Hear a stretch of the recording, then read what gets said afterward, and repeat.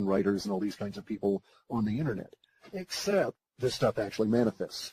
And so the months that I've been talking about Antarctica, we show so shortly after, this was in like 2013, I think, that we really started in on it. And shortly thereafter, Putin goes to Antarctica. And shortly after that, the head of the Russian church goes to Antarctica, and on and on and on and on, with all these people that we've associated with the Illuminati that and the ruling elites that in fact show up in Antarctica. And then even beyond that, we get some weird one, where right at the height of what has to be described as the most contentious presidential election in modern history, perhaps in the last 80 or 100 years, one of the key figures in that election, the Secretary of State, John Kerry, who's also the titular head of the priesthood that is the Council on Foreign Relations, and he's also the titular head of the 322 Society with all of its weird, satanic undertones and stuff. On that very day of the election, when he's got so much at stake, he flies to Antarctica. He's going to go look at ice. Exactly. He's going to go look at ice to examine for global warming conditions. Yeah, right. It's like, no.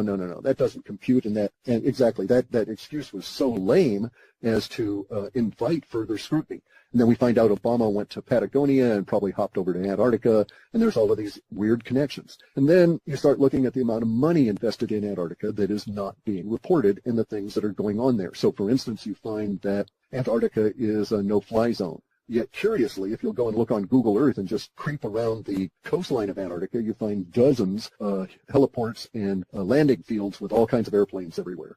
It's like, that's curious. And so on and so on and so on. Now, bear in mind, I've been getting strange stuff about Antarctica ever since those first runs in 1997. I had mentioned some of this stuff to somebody on the radio back in 2001, 2, or 3, and then I was gifted.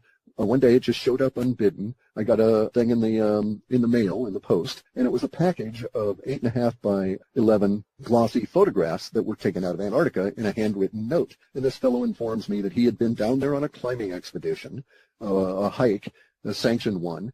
They were told you had to stay in this area. They were given these devices, which were new to him at the time, and they were handheld GPS devices. And they were set out. They went out on their little climb. Only they strayed off of the area that they should have been in, went through a pass in a mountain range in Antarctica that had, I'll try and describe it this way, but the guy said that he's been hiking and up and down in mountain ranges all along the West Coast, mostly all of his life, and he's a fairly old fellow. And he said everywhere you go, you see marks from one hiker to the next, or even for themselves, showing which way they went, marks in the stone, right? So you can find your way back or come back there and again the next time, or know where to depart and so on. And he said here they are climbing in supposedly no habitation Antarctica, and as they're going through these passes, there's climbers' marks all over these stones. And he says, not just hundreds, but thousands of climbers' marks. And so that had him really freaked out. They come through this little notch in the hillside, and he says, there we are staring at a pyramid. And he said, not just a pyramid, but he said something that would make the pyramid in Giza look small. And up about a third of the way up it is a door. And he says, this door is arched at the top, and he says it's got to be at least 90 to 100 meters high and maybe 40 to 50 meters wide. And they were just hiking towards it, had come down out of the pass, were hiking towards it across this plain when they were scooped up by the British forces and summarily hauled off the continent. But he had photographs that he was able to smuggle out in his boot. And he had those. He was in Europe when he did this, got the photographs developed, made copies, and mailed them to me. And I have a little bit more information from him, not very much. And then, on his death, I'm allowed to say who he is and provide details. But at that point, I don't know that it'll be pertinent because maybe all this stuff will come out before that. Yeah, when you go to Google Earth and you're doing this, you're never allowed to see New Schwabenland. They've blanked that out. So you're not seeing everything. You're seeing stuff that they don't have the time to cover up is basically what it amounts to. Because they won't show you any of the area that the Germans claimed in the 1930s and 40s as their territory in Antarctica. If you go to Google Earth, you're being presented with an overlay image of that area that's just nothing but a big ice block that's taken from the lower quadrant on the photo and then simply replicate it. So they're covering something up in there. So now, do the people that are in Antarctica, actually, are they allowed to go over New Schwabenland? Do they know what's going on with the German or the Nazi base there? I don't know. We get some stuff, okay, but it's going to come through kind of weird because what we get is we get an emotional value that is basically like gold on steroids, okay? The emotional value I get for gold has particular emotional components within our multi-dimensional array, and we get those same values, and so what I've come to call this is precious technology because it's not precious metals, it's not a treasure per se. And there are many references to gold. There's many references to gemstones and silver and this kind of thing. But those are all in a minimalistic state relative to the technology that is showing up within the data set. So the data sets are suggesting that we will come out and view whatever has been found in Antarctica as precious technology, and we'll hold it in as high esteem collectively as humans as we hold gold in as high esteem. All of these various different major areas that we're really lacking in, which is, the economics of the energy and an effective medical system and so on. And actually, it was the medical system that was sort of weird, because I showed up, I don't know, maybe a year ago, started getting some hints out of the Antarctica sets that we were going to look at some sort of a major rethink. And so actually a lot of the stuff that we see showing up is going to be about how we're all going to have to internalize and re-understand and grapple with who we are as humans in the greater sense of what humanity is and where it is now and where it's come from. So there's a lot of that. So now there's also a lot of the fear sets are going to that. So that you can see that there are indeed a lot of individuals that represent the height of the power pyramid at the moment that are very much afraid of what's going to happen to their power pyramid when this knowledge comes out. Regardless of how we deal with that knowledge later on, there's a lot of people that are just afraid of the knowledge itself. There's a broader motivation there, and that broader motivation is the intense self-interest of the people of the top, because they don't want this knowledge to come out because they're instantly disenfranchised. It's like Bitcoin for the mind, if you will, right? So all the bankers in our minds are thrown out because we're suddenly super empowered by the information that comes out of this level of discovery. And it's really fitting. I mean, it's temporally ironic that it's going to occur in the age of Aquarius, the knowledge bearer, and all of this kind of thing, and at the very beginning of that age of Aquarius. So for the next 72 years, and we actually show in, because I was able to identify in the early days of my work multi-generational impacts as the result of the language, I've got a value in there, and it shows up occasionally. And we're going to have some multi-generational impacts that will go on out at least 5 generations.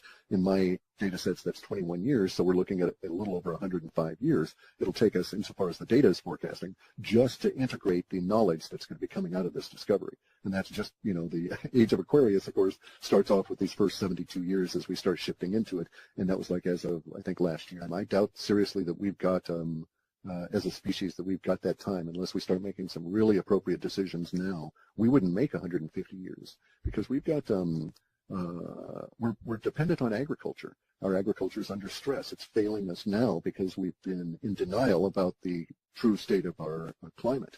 We're actually going into an ice age in 2015, and it was the very first one of significance, but 2016 was the second and basically undeniable winter here in which we lost food crops to the extent that we had to shuffle and redistribute food around the planet. And even so, it had major impacts on the northern states in Europe in terms of the amount of money that everybody had to lay out for food. But this is just the beginning. This is not a freak. This is simply the beginning of a long-term trend, and people will ignore it to their peril. And so next year, you can anticipate anybody north of latitude 30 will have a certain risk of paying 5 or 10 times what they need to or have in the past for fresh vegetables, because we will have another crop failure on the order of what occurred in this winter in southern Europe. It may strike in North America next year, or it may strike in Europe again. There's just no way of knowing. It may hit Asia, but we will experience it, and it's just going to be ongoing year after year after year. The real beginning of the ice age can be technically thought of as 2024 with a walls of ice kind of thing, not really getting moving until 2030. But we're into it now, and so we've got those number of years to prepare for this, and it's kind of like we need to face it. We need to look at it, get real about it, or we're not going to make it. First effect we'll notice is that your food prices are going to go up, and then you'll notice that their food availability is going to go down. You'll have real trouble sometimes getting particular kinds of food. And then over the course of years, that real trouble getting certain kinds of food will eventually get into a state of real trouble getting any food unless you make preparations for it. And this will be true at an individual level, but it'll also be true at a collective level. It need not be this way. The solutions are there for us. They're easily implemented. What's going to kill us is if we try and maintain our giant base of operations for our food supply for the planet. As long as we try and maintain giant farms, as long as we try and maintain huge outlays for giant machinery to do harvests, as long as we try and maintain the giant collectives to process the food, we are doomed. We won't be able to sustain that over the long term.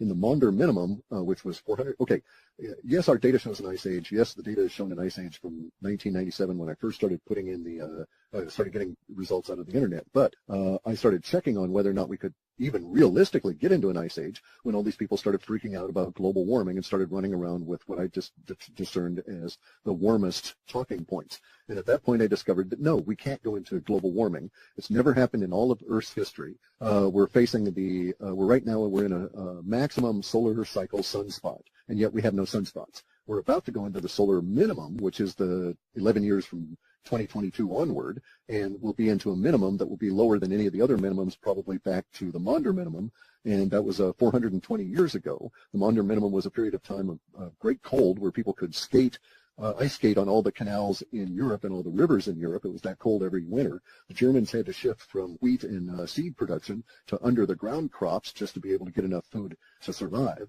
There was migrations of huge levels of people throughout Siberia and Mongolia down into the warmer realm.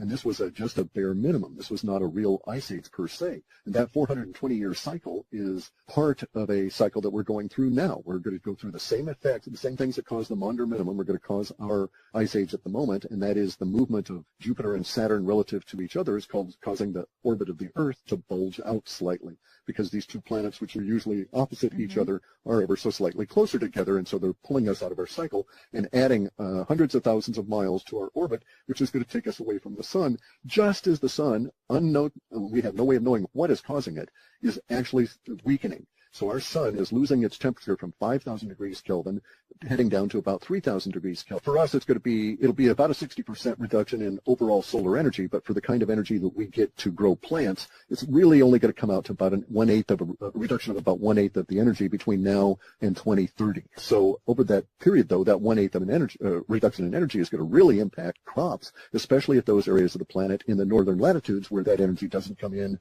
at a whole lot of strength anyway. So now you might be able to grow crops at, say, 50 degrees of latitude. Maybe you can grow buckwheat or some some hardy plants to get seeds out of. And that's going to change. Maybe we won't be able to grow buckwheat even north of, say, 35 degrees here in a few years just because of the temperature. And wheat will probably be a tropical crop and not able to be grown outside of the tropics at all, so probably not north of 30. And corn will maybe only be able to be grown in a very narrow band in Central America and someplace in Africa, and that's about it, around the equator, simply because there won't be enough light and the conditions for it. So our corn-based culture is going away. So that's going to significantly impact how well we do, how many people are eating, and how well they're eating. Now, it need not be this way that we make ourselves dependent on these large moves, and we can take action on our own and deal with it, but it is something you've got to face effectively. And if you're sort of in denial by listening to the people that are screaming warming, warming, warming when they're absolutely wrong, and they never present any science and they lie about the data that they present, well, you're going to make inappropriate decisions. Now, why they want to do that is anybody's guess. I don't go into that. I just note that it's occurring and that, oh, by the way, they're wrong. The effective range I've got is on our long-term data that I determined way back in 97 was between 19 months and about, say, 36 to 38 months. So about twice the full range of that. I get some hints. And it's quite accurate to say that as we mess about in the data here, the further out you get, the fewer clues you get as to what's going on. And so within the longer term data, you get to a point where any interpretation simply is just too unreliable because there's just too few words. So no, I don't have an answer to that. There's no melting whatsoever in the North Pole. And in fact, the Russians have got two of their best icebreakers trapped at the moment and won't be able to get them free until we move well into March. And it's been trapped for a number of months. And in fact, the ice levels, in spite of what it's saying here in the Western republics, the USA population and stuff, in spite of all the media you're hearing, there's been no melting of ice in Antarctica and in the Arctic that is in any way significant. And in fact, we now have more ice in the Arctic than we had in the 1930s and 40s, which was a very warm period of time for the globe. So we've got proportionally more ice than we had back then. Antarctica has got less ice on one side, but more ice on another side. And the way in which it's developing, the ice that's developing in Antarctica is coming in as floating ice, and it seems to be going off on this one side of Antarctica, and as though it's going to basically creep away from the continent, and it's as though the forces that are making it cold are pulling the ice mass off of the continent per se. That's why I think you have a lot of the pressure temporally showing up now, and why all these people are at the elite are trotting on down to Antarctica, probably because so much of the stuff is becoming exposed just by the melting ice. They realize that they're going to have to deal with some level of disclosure about it, and they're probably really have their knickers in a twist about what they're going to say and to whom. You know, we don't know what these things are for. They're a technology, some form of electrical generation kind of a device, a la the sort of thing that Tesla had done with his Wycliffe towers. And so the idea is, at least from the thinking of these individuals that have speculated at this range, is that what you would do with these pyramids is that you would basically pulse electrical energy up into the ionosphere, and in doing it in such a way, you would create a conduit for that energy to come back down in flow in the form of electricity created out of the ionosphere down onto the pyramids. And so the idea might be that, you know, you're in near the local pyramid in your town and your cell phone's running out, you just go and set it up near the pyramid and let it recharge, that sort of thing. Or, you know, you stick a device into the ground wherever you are and suck the electricity out that the pyramid is pumping into it. So, and there's so many pyramids around the planet. The estimation is that we're talking tens of thousands, and perhaps the oldest one is in Java. Perhaps there's some debate about this, because there have been recent discoveries of pyramids in the Polynesian islands, some of which may be the islands, and people are maybe living on dirt, basically, that just accumulated around the top of a really giant pyramid. And so whatever that technology was, it's not operating now, but we get hints in the data sets that whatever they found in Antarctica does explain this, and at least as we say within the data sets, shows up as precious technology. Now, we do have this stuff coming out, okay, in terms of the data sets. There's suggestions, there are hints that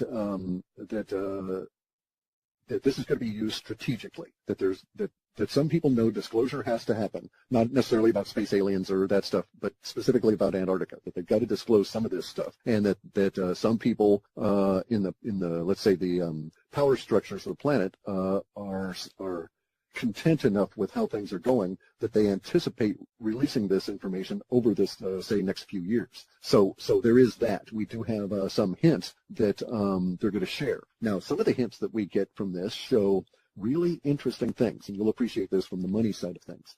And that is that there's some hints in the data as back as far as 6 or 8 months ago that there was going to be what we could call an Antarctica precious technology gold rush, okay? Where corporations instead of people, so it'll be like 1845, like the California gold rush, only instead of thousands of people showing up, it'll be thousands of corporations that want to get in on it all. And so that is actually showing as being a good thing for the collective global economy, even though the USA pop and the central banks and all of this are going to cause problems for the next 4 or 5 years. We have this other building trend that will pull us out. So in our data sets, we don't have anything like a third world war. Now, what our data shows, and I wrote about it in this last report, because it's shown, okay, up until this past year, now I've been doing this since 1997. I've had public reports out there more or less since the year 2001. Since in all that time, I've never bothered to screw around with trying to forecast any of the things related to politics or presidential elections or anything, because there was no nuance involved, and it all was, you know, pretty much as far as the data sets, it was just all these people were being deluded into going and voting to pick people that have already been chosen anyway. This time it was different. This year this election was quite odd. And so this year I commented on it ahead of the election itself, because all of the political stuff had really slid over and become the generalized discussions within USA Pop. And so I started getting involved in the politics end of it in a way that I have never ever before, because I knew something was up, because we were dealing with a context change here. Context change is where the nature of the language itself shifts as we're going along. So like from immediacy language into more economic activity on the net, or, you know, shorter term language into immediacy language dominating, that sort of thing. And so the language is shifting, and I had to react to it. And so I started making some, you know, letting out some of the language I was getting about the elections and stuff. Now, what I found really intriguing is that I've been able to pick up some hints that it will occur to someone within the administration, or has already, I believe, because that's how I pick it up. I think I actually get this information after these decisions have been made, and universe decides that this is a real probability of something occurring. And so we start picking up hints of it. But some of the things we're getting hints of is the idea of a third force. And so I phrased it as strategy 3 in this last report. And so it's my supposition, and what the data seems to be suggesting is that sometime, maybe in the midst of our chaos that's going to appear economically over midsummer through fall, sometime in there it will occur to somebody to release the information about Antarctica as a way of derailing the opposition at that time, as a way of yanking the rug out from underneath their feet and totally changing the nature of the game, if you will, up-leveling the whole game into an entirely different game. So it's as though you're doing Pokemon, and all of a sudden you up-level and you find yourself in, space alien or hunt for space alien progenitors. What we get is the emotions first, okay, because that's how it all works, is through this emotional reduction engine I've got. So I get these quantifiers for the emotion, and then I start tracking down the language and hunting out the language that's actually apparent. So I do get that sense. I get the sense, but rather I see it from a slightly different viewpoint. And that is, I get the sense that they're faced with real problems that they actually have to deal with. And on top of that, they've got these buttheads that are trying to bog them down and derail them and prevent them from succeeding. And the idea at that point is that, oh, well, look, all the buttheads would go away and all their power would be removed if half of all their people suddenly discovered that everything they'd been told was a lie, and that all this new information is factual, and that their entire operating premise for their viewpoint of themselves as humans and all of this stuff on the planet is so profoundly different that all these people are simply going to have to think about this for months, and they'll never ever be able to go back to what they were doing in the past just because it's such a shock. So this would be like the equivalent.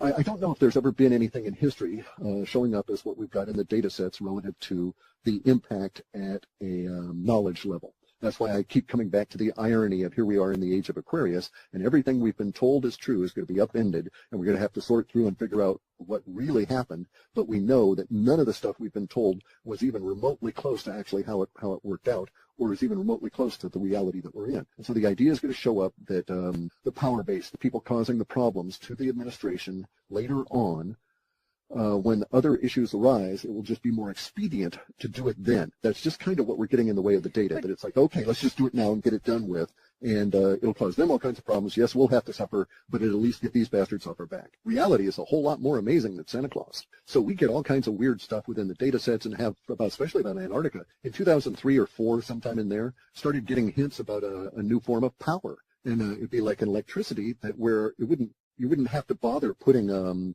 wires into your wall or anything. You'll just decide that, oh, okay, the electricity, I want it to come over here, and you'll just tell the device that this is where you get it from, and in some way connect that device to that particular spot on the wall and let them work it out.